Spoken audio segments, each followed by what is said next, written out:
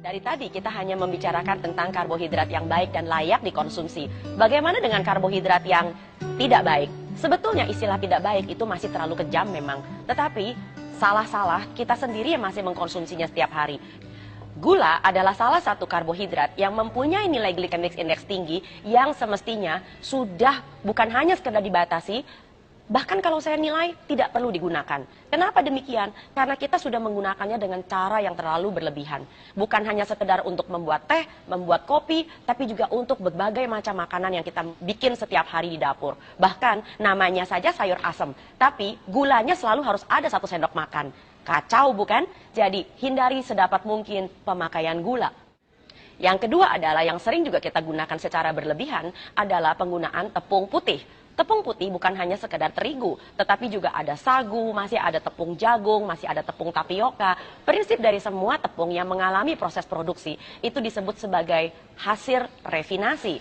Bukan hanya tepung terigu, juga tepung beras. Mengapa demikian? Karena semua tepung ini dan produk gandum bukan dalam bentuk biji-bijian lagi, itu mempunyai nilai glycemic index yang masih tinggi dan sangat tinggi bahkan.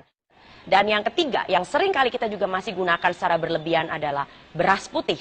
Beras putih mempunyai nilai glycemic index yang sangat bervariasi dari satu negara ke negara yang lain. Bahkan beras yang pulen, wangi, kristal itu adalah beras yang sudah melalui begitu banyak proses produksi di mana bukan hanya sekedar kulit arinya sudah hilang, tetapi juga lembaganya sudah diambil untuk menghindari pembusukan yang terlalu cepat, bahkan sudah diberi pengharum, diberi pemutih bahkan.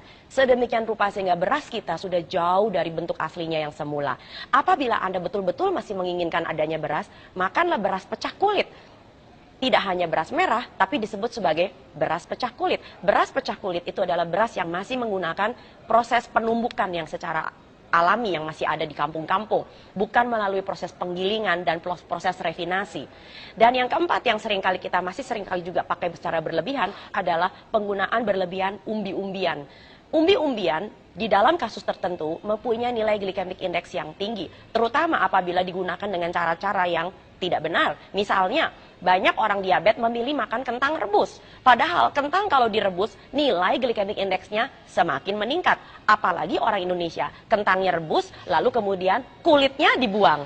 Nah, justru kentang yang masih ada kulitnya, itu masih membantu agar nilai glycemic index-nya tidak terlalu tinggi.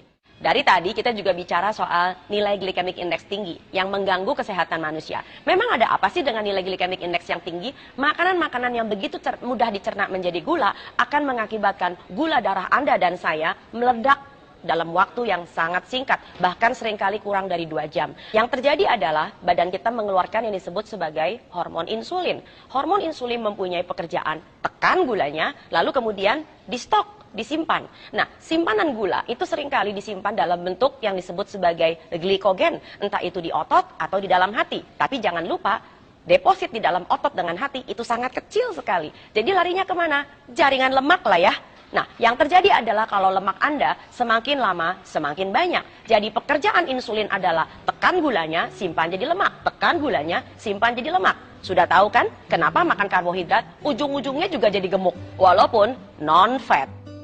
Nah, apa yang terjadi sekarang apabila insulin Anda sudah masuk ke dalam taraf yang mengerikan, terlalu tinggi? Yang pertama, risiko resistensi insulin akan terjadi, yaitu di mana insulin Anda sudah tidak mampu lagi untuk secara sensitif menekan kadar gula yang berlebih. Inilah awal kenapa seseorang mampu atau bisa menjadi penderita diabetes atau kencing manis tipe 2. Setiap kali terjadi peledakan insulin, maka diam-diam badan kita juga akan melakukan beberapa reaksi hormonal sesudahnya yang disebut dengan penyempitan pembuluh darah dengan segala macam akibatnya, termasuk rasa kesemutan, pertanda bahwa tidak efisiennya, tidak sufficientnya aliran darah sampai dengan ke ujung-ujung jari Anda.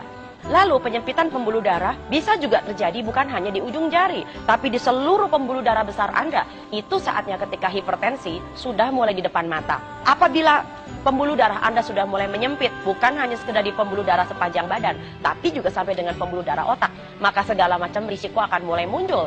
Dari stroke sampai pikun, sampai dengan pembicaraan yang kadang-kadang barangkali suka hilang atau melompat-lompat.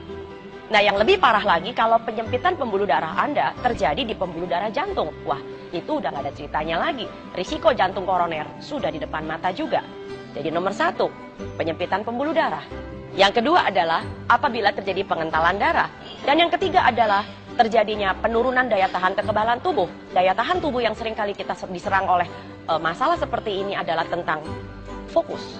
Jadi, hati-hati dengan karbohidrat Anda. Jangan sampai Anda salah pilih.